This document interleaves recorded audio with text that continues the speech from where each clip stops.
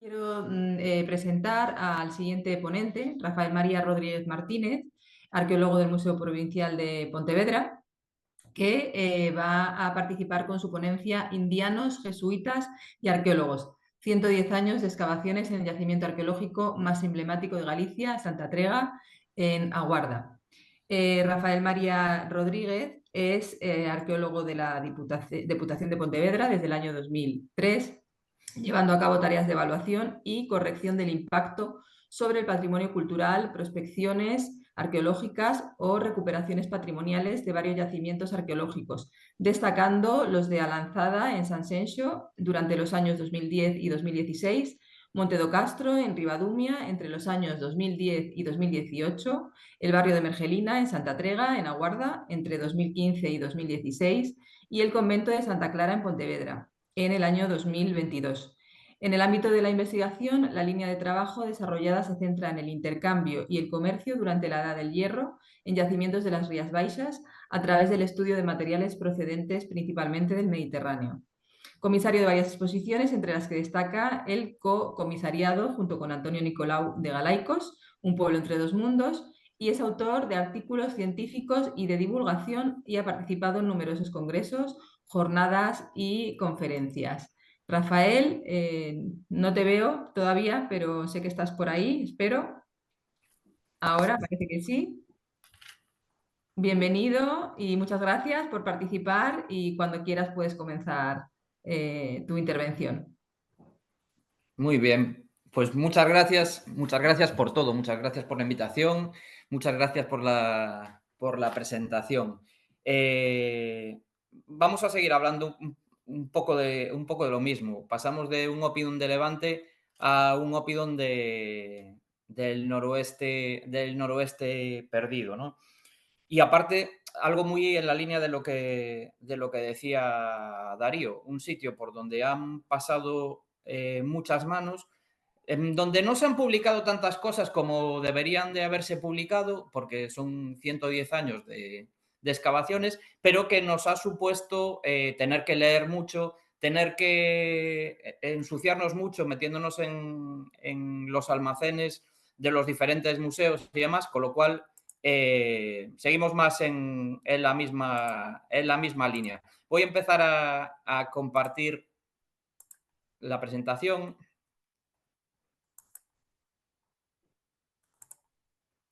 A ver si se ve. Se ve. Muy bien. Pues eso, vamos a hablar un poquito del yacimiento de Santa Trega, o Santa Tecla, como es conocido, como hemos conocido casi de manera más genérica fuera de este noroeste en el que vivimos. 110 años de excavaciones que no han sido continuas, que han tenido altos y bajos, y en donde sí que es importante las tres figuras que dan título a esta presentación, tanto los indianos como los jesuitas como los arqueólogos. Y es un yacimiento emblemático, a lo mejor no es tan conocido, obviamente no es tan conocido como Baelo Claudia, que es uno de los sitios más conocidos a nivel arqueológico de la península ibérica, o incluso de la Bastida que acaba de presentar Jaime, o la Cueva de los Murciélagos que veíamos a primera hora, pero es muy conocido. De hecho, es tan conocido que es el monumento más visitado de Galicia después de la Catedral de Santiago. Por este yacimiento, cuando está limitado su acceso al público, pasan más de 350.000 personas anuales. Lo que pasa es que hay 2 meses encima donde la entrada es libre, con lo cual no se puede contabilizar el número de visitantes que tiene. Pero 350.000 visitantes para un yacimiento de la Edad del Hierro de Galicia, la verdad que es un número muy importante. ¿Dónde se ubica Santa Tecla? ¿Dónde está Santa Tecla?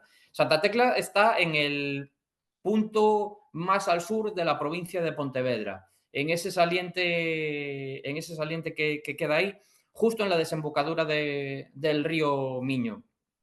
Y es el punto de contacto entre Galicia y Portugal. Un monumento natural, es un auténtico monumento natural. Y de hecho es un monumento natural visible con una visibilidad altísima. Se ve desde los Montes de Ourense, tiene una visión lineal de más de 100 kilómetros. Y desde tanto desde Santa Tecla como desde el Cabo de Fisterra hay una visibilidad. Los días que está, claro, los días que está todo muy despejadito, pues se ve el yacimiento desde Fisterra y viceversa, desde Santa Trega se ve Fisterra. Con lo cual, es un monumento natural, es un espacio muy llamativo que se ve tanto desde la tierra como desde el mar, porque es un punto elevado en la desembocadura del río Miño, como podemos ver aquí. Está controlando esa desembocadura del río Miño. Y lo está controlando y llama tanto la atención que este promontorio está recogido en las diferentes fuentes clásicas que describen este noroeste. El yacimiento, a priori, se localiza en esa elipse que tenemos ahí marcada, casi en la cima de este monte, conocido popularmente y ya toponímicamente como Santa Trega, por la ermita que se sitúa en la cima y que le da nombre a todo el monte, y que articula las dos partes del concello de Aguarda, tanto la parte que da hacia el océano Atlántico más bravo, que es donde se ubica el puerto de Aguardo hoy en día y demás, como la parte que da hacia el interior, una zona más abrigada, que sería la zona del río. Diferenciamos entre Aguarda y Camposancos, que sería esta zona interior. El yacimiento, ya digo, a priori se localiza o se localiza en principio sobre esa zona que tenemos aquí marcada. Sería un yacimiento que constaría de unos 700 metros en su eje mayor por 300 en su eje menor. Un yacimiento importante para lo que son los poblados de la Edad del Hierro del noroeste a nivel entidad. Pero no voy a hacer spoilers de cara al final de esta intervención y nos quedamos con que esto es lo que se conoce a priori.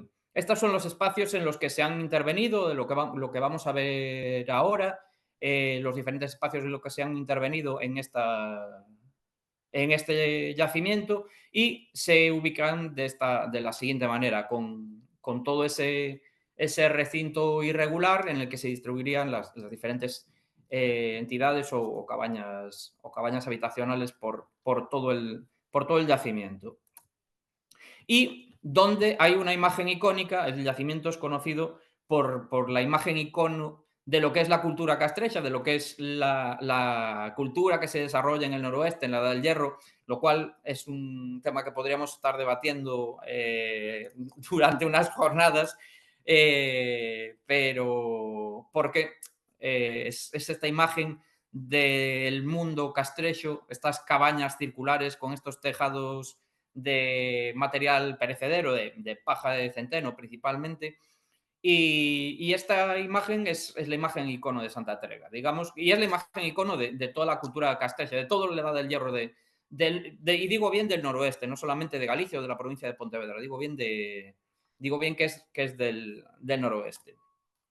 Para entender todo lo que sale de Santa Trega y para entender lo que es el yacimiento de Santa Trega, tenemos que pasar por todas estas campañas de excavación llevadas a cabo desde 1914 hasta el año 2020, en los que, como podéis ver, ha pasado un montón de gente por ahí que veremos ahora de manera más centrada. Vamos a desarrollarlo un poquito más, porque al final lo que se trata es de ver cómo ha evolucionado la investigación en este yacimiento emblemático, ¿no? Que para eso estamos aquí esta mañana.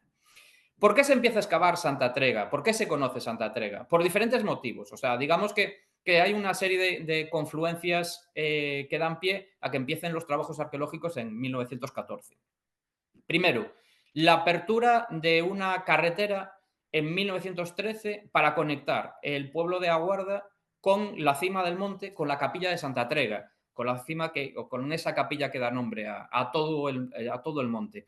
Es una intervención promovida, aquí empiezan uno de los primeros factores, es una intervención promovida por la Sociedad Promonte. La Sociedad Promonte está compuesta por toda una serie de migrantes de Aguarda sobre todo que se van a Puerto Rico y a Cuba, y que en su vuelta invierten el dinero en, obviamente, en construir, en dejar su pegada a través de sus propias viviendas, de esas casas indianas que se levantan en el casco urbano de Aguarda, pero también en facilitar la vida a sus vecinos mediante la apertura de escuelas y demás, y mediante la apertura de una carretera para poder subir a una ermita emblemática ya en el pueblo, en la comarca de Aguarda, en el ayuntamiento de Aguarda, pero en toda la comarca conocida como el Baixo Miño.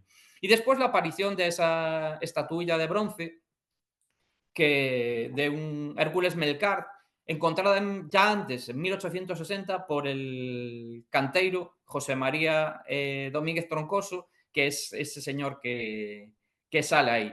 Digamos que estos dos elementos dan pie a que se empiecen las excavaciones arqueológicas, porque al abrir la carretera empiezan a aparecer toda una serie de materiales arqueológicos y de estructuras arqueológicas que llaman poderosamente la atención de algunos de estos señores que están aquí.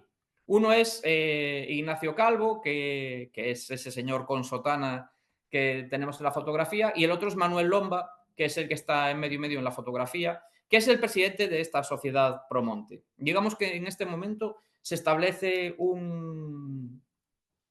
una asociación entre jesuitas del Colegio de Camposancos al pie del monte y la sociedad Promonte, entre estos jesuitas y estos indianos de Puerto Rico y de Cuba que habían vuelto a su patria chica, que habían vuelto a Guarda después de haber hecho, nunca mejor dicho, haber hecho a las Américas y haber ganado dinero en esa migración.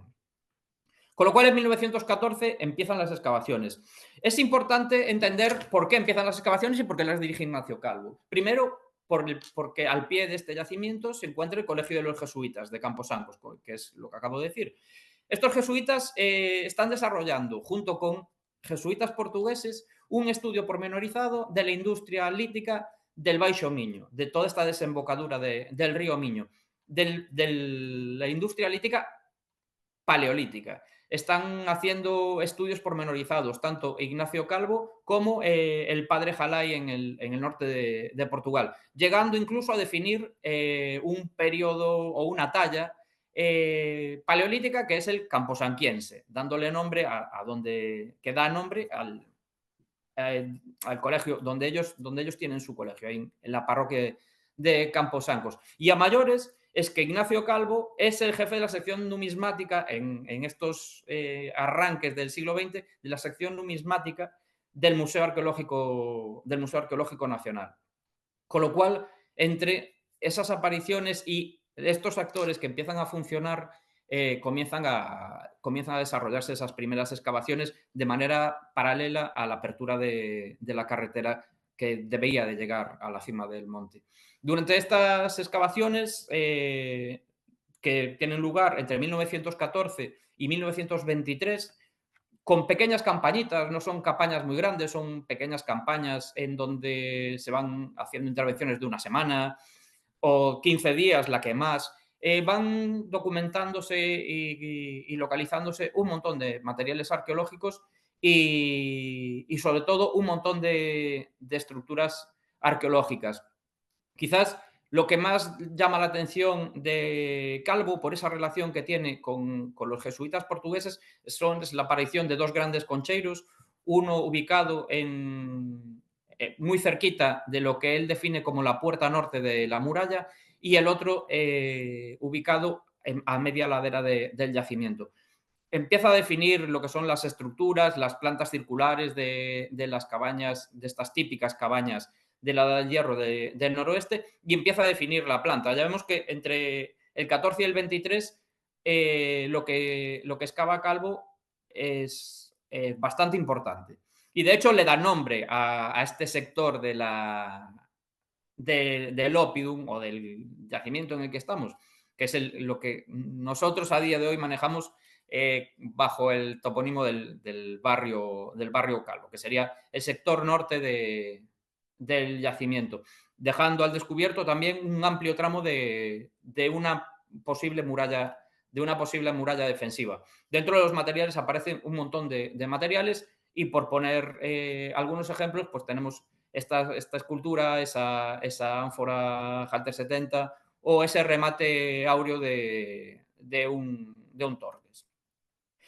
¿Qué supone, cómo define Calvo, cómo sintetizamos todas esas campañas de excavación de Ignacio Calvo? Pues para él, en el yacimiento existen dos fases diferenciadas, que es lo que vemos ahí. Una, claramente a escribir la edad del bronce, porque en el monte, desde los pies del monte hasta la cima, hay toda una serie de conjuntos rupestres, de grabados rupestres, de petroglifos, que van jalonando el monte, que inciden en ese carácter de monumento natural, en este caso, monumento natural y simbólico para el territorio en el que está ubicado el Monte Trega o Monte de Santa Trega, pues obviamente él lo define en base a eso y a la aparición de una serie de cerámicas que las adscribe a producciones de posiblemente la edad del bronce.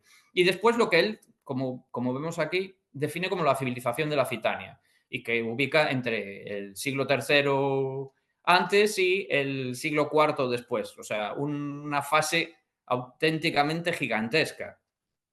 Y aparte define e identifica la muralla que veíamos en la fotografía anterior y dos puertas de acceso, la norte y la sur. Y define la población existente dentro de este poblado o habitante en este poblado como una población guerrera. Y es curioso que lo defina como una población guerrera porque lo hace en base a esa muralla, no a la aparición de un número importante de armas.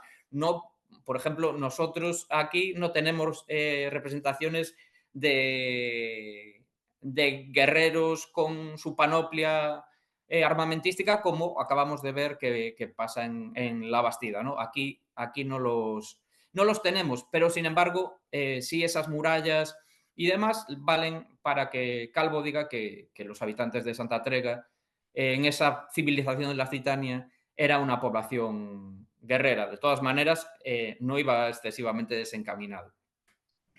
Entre 1928 y 1933 entra a excavar otro actor diferente. Entra Cayetano de Mergelina y Luna. Otro, en este caso, un ya renombrado arqueólogo, catedrático de arqueología, epigrafía y demás en Valladolid, y de Valladolid pasa a Murcia, durante la Guerra Civil es director del Museo Arqueológico Nacional, con lo cual, digamos que aparece en acción una persona directamente relacionada con la arqueología, que emplea métodos aparentemente arqueológicos y amplía el área conocida del yacimiento. Digamos que casi la duplica. Pasamos de tener solamente un sector norte con una parte de una muralla y dos puertas identificadas a tener ya un sector norte, un sector central, a movernos en torno a unos 5.000, 6.000 metros cuadrados de yacimiento. Ya vemos que la metodología arqueológica para nosotros hoy en día es, cuanto menos, es chocante, porque vemos esas zanjas, esas trincheras, pero realmente, claro, hay que ponerlo en situación. Estamos hablando de los años 20, finales de los años 20 y comienzos de los años 30. Y ya vemos que el equipo de trabajo, que esto realmente es importante y nos llama bastante la atención. El equipo de trabajo son hombres, mujeres y niños vecinos de Aguarda, con lo cual digamos que la población local está implicada en el trabajo de excavación desde el primer momento y en este caso no solamente esa clase alta definida por indianos, sino que empieza a trabajar aquí todo el mundo con una remuneración mínima, pero están participando.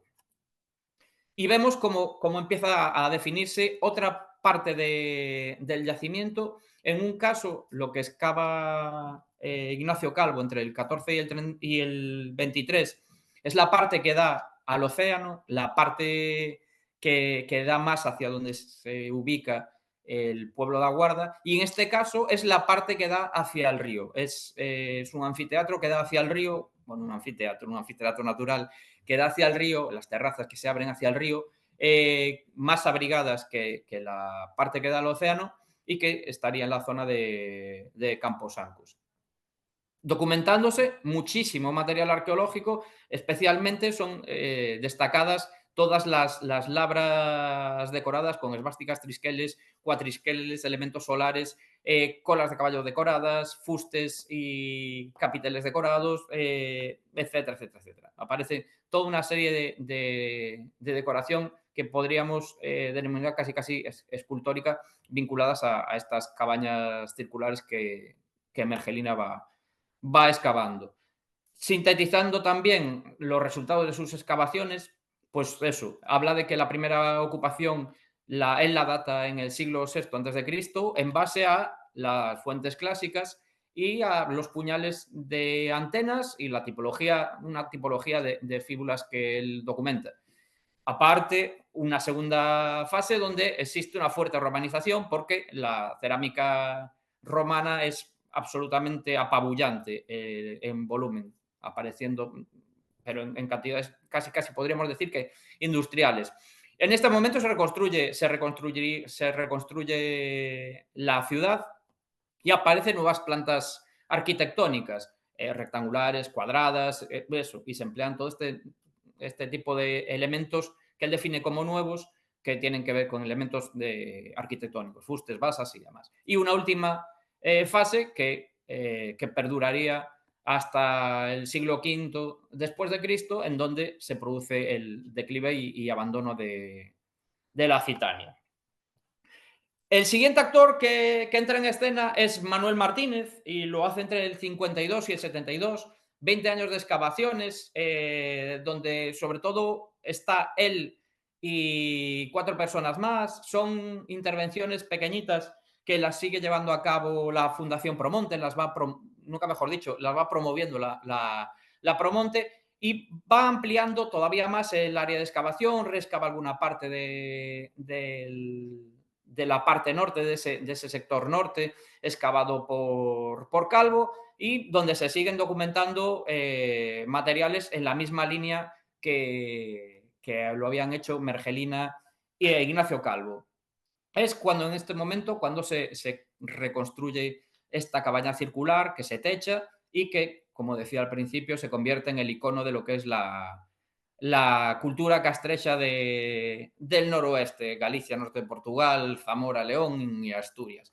Los materiales que siguen apareciendo van en la misma línea de lo que contaban Calvo y Mergelina, pero no sabemos qué conclusiones saca estas campañas, que en parte ya digo que son más o menos continuas, pero que van desde 2 días hasta una semana de intervenciones, y no sabemos cuáles son sus conclusiones, porque nunca llegaron a ser publicadas. De hecho, ni anotaciones hemos encontrado de Manuel Martínez. Son muchos años de intervención, 20 años de excavaciones seguidas, en donde poca aportación documental ofrece. Tenemos, sí, los materiales, pero no sabemos exactamente. De hecho, es que no llegamos ni a saber dónde aparecen muchos de estos materiales que están depositados en el Museo Arqueológico de Santa Trega. Y de ahí ya nos saltamos a los años 80. Desde el 72 hasta el 83 se produce un parón y en el 83 empiezan los trabajos dirigidos por Antonio Lapeña Santos, que era el conservador de arqueología del Museo de Pontevedra. Entre el 83 y el 88, Antonio Lapeña, con un equipo potente, tanto del Museo de Pontevedra como de la Asociación Alfredo García Len, llevan a cabo varias campañas de excavación y varias campañas de excavación bastante potentes, en donde se produce una reexcavación de lo que era el sector norte, lo que había excavado Ignacio Calvo, se reexcava la puerta norte y empiezan empieza a dársele sentido a todas estas estructuras que están apareciendo. Sobre todo empieza a verse que existen agrupaciones, que las cabañas interiormente presentan restos de estuco e incluso estucos pintados, o enlucidos pintados de rojo, de azul, de blanco, de negro, con diferentes motivos. Bueno, se le empieza a dar un sentido y un orden al yacimiento y se sigue encontrando un montón de materiales arqueológicos, como podemos ver aquí, ese puñal de hierro definido en su momento como un puñal legionario, hoy puesto en tela de juicio. Seguimos con trisqueles, con rosetas y demás. Ese cuenco Millefiori que es auténticamente espectacular y único en el noroeste de la península ibérica. Y ya digo, un montón de cerámica, tanto lo que se denominaba en ese momento cerámica castrecha, lo que serían producciones indígenas, como importaciones en este momento solo romanas, según su excavador. ¿Cómo resumimos la intervención de Antonio de la Peña? Pues con esta frase que está extraída de la última memoria de excavación. Un asentamiento perteneciente a la cultura castrecha, de dimensiones fuera de lo común, edificado y ocupado poco tiempo después de la conquista romana, entre el siglo I a.C. y finales del siglo II después de Cristo, cuando se abandona. Con lo cual, Antonio, en su excavación, está dejando de lado lo que nos decían tanto Mergelina como Ignacio Calvo. En la parte de esa edad del bronce, de esa ocupación del bronce, de esos petroglifos, Antonio no los tiene en cuenta, aunque después, con posterioridad en publicaciones, sí los tendrá en cuenta y dirá que es una ocupación anterior, puntual, pero que no hay una ocupación humana como tal, sino lo que hay es una simbolización, una marca simbólica del monte. Y después él no ve ocupación más allá del siglo I antes de Cristo. Y en estas llega servidor de ustedes con la Diputación de Pontevedra en una campaña potente que llevamos a cabo, centrada en la reexcavación del sector central, de lo que había excavado Cayetano de Mergelina. Unos 2.600 metros cuadrados de intervención que ejecutamos entre septiembre del 2015 y abril del 2016.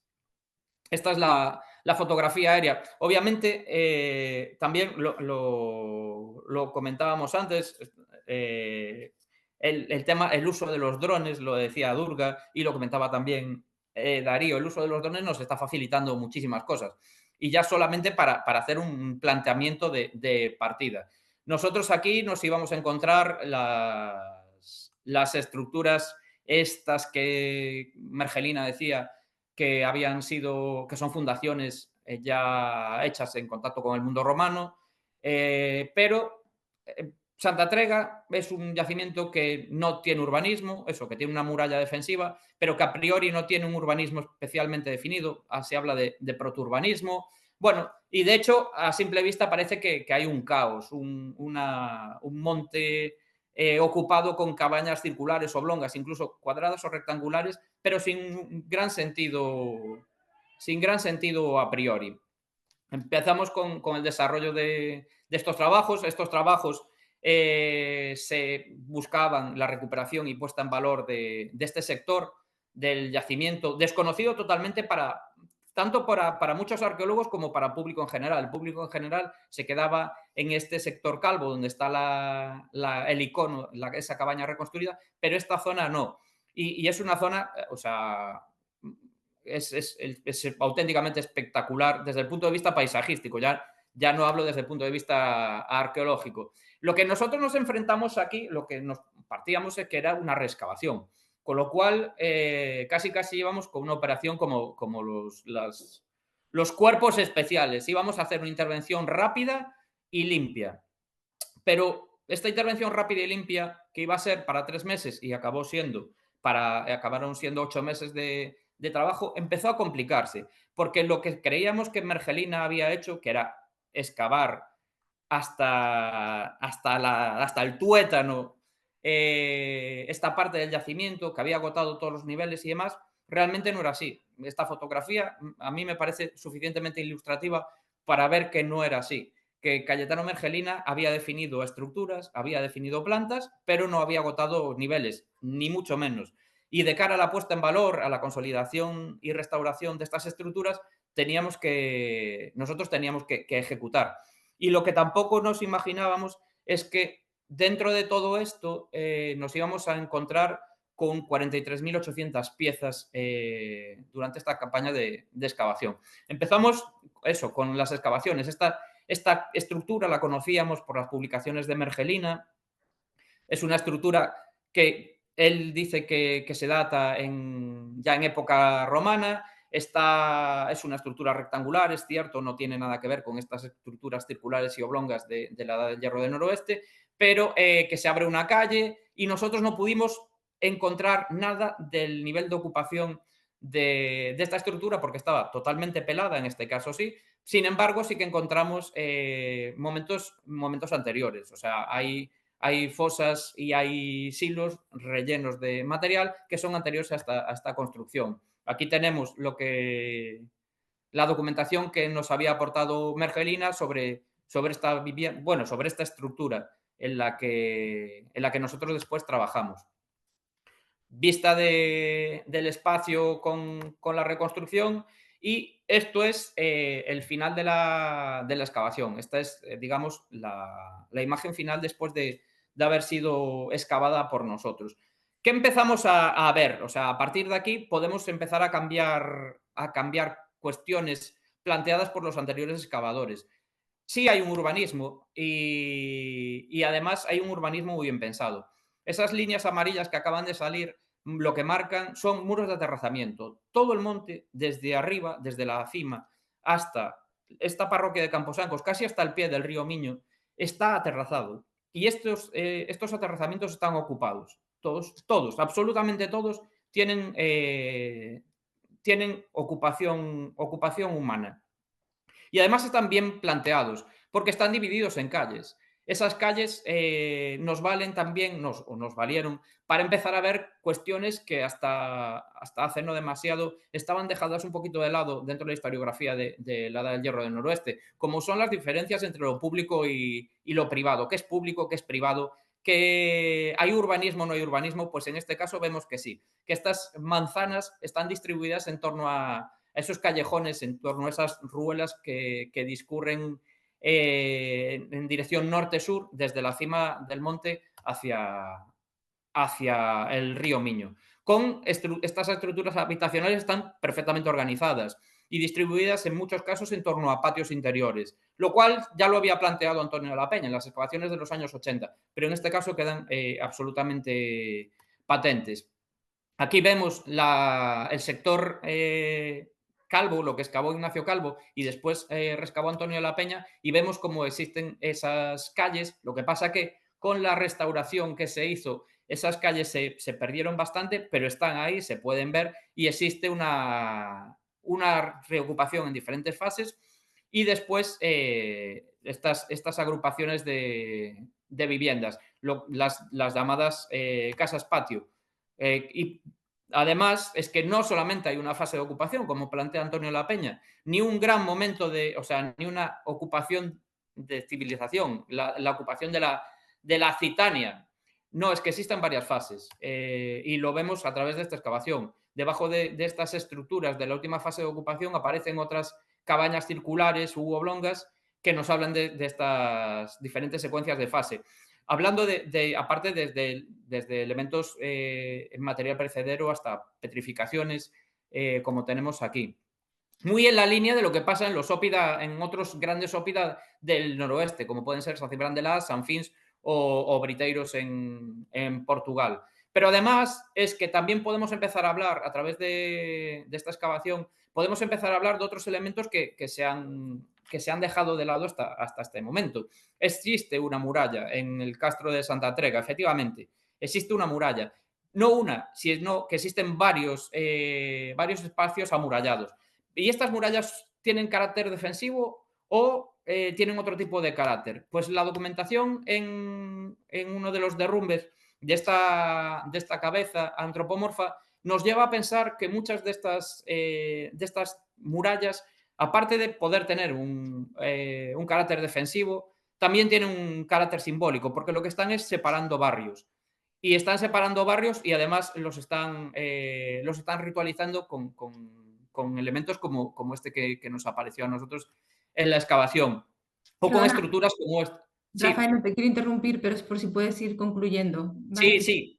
Vale, muchas gracias. Estructuras como esta de aquí, que es una estructura donde hay una superposición de imágenes, y debajo una estructura excavada, una estructura rupestre excavada, que nos habla también de este mundo simbólico y de creencias, vinculado incluso con el mundo de la Galia.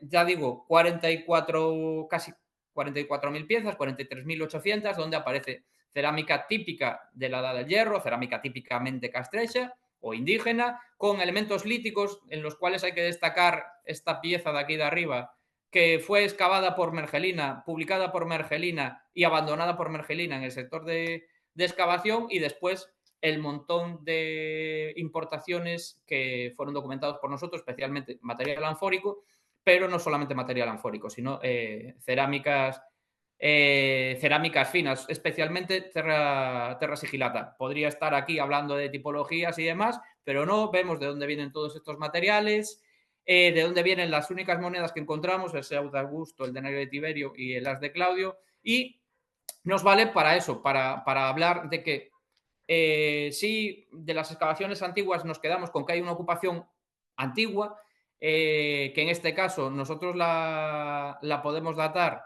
en torno al siglo IV, siglo V antes de Cristo, en un momento en donde el monte está ocupado con estructuras de material perecedero. A partir del siglo II se produce una petrificación y se empieza a plantear un cierto, aquí sí hablamos de un protourbanismo, y en el siglo I después de Cristo sí que se produce una urbanización y una reestructuración de todo el poblado, como dejan patentes los materiales y las estructuras que tenemos. A mayores, el castro crece, pasa de ser esos 700 por 300 metros a tener posiblemente unas 20 hectáreas, porque al pie del castro en la actualidad siguen apareciendo ocupación con sus correspondientes viviendas circulares y demás. Y todo esto lleva una campaña de difusión y divulgación importante y muy potente, que las excavaciones anteriores no lo hacían, precisamente, entre otras cosas, lo decía Jaime, por falta de medios. Y nada más, ya dejo de fustigaros con la presentación de Santa Tecla. Muchas gracias.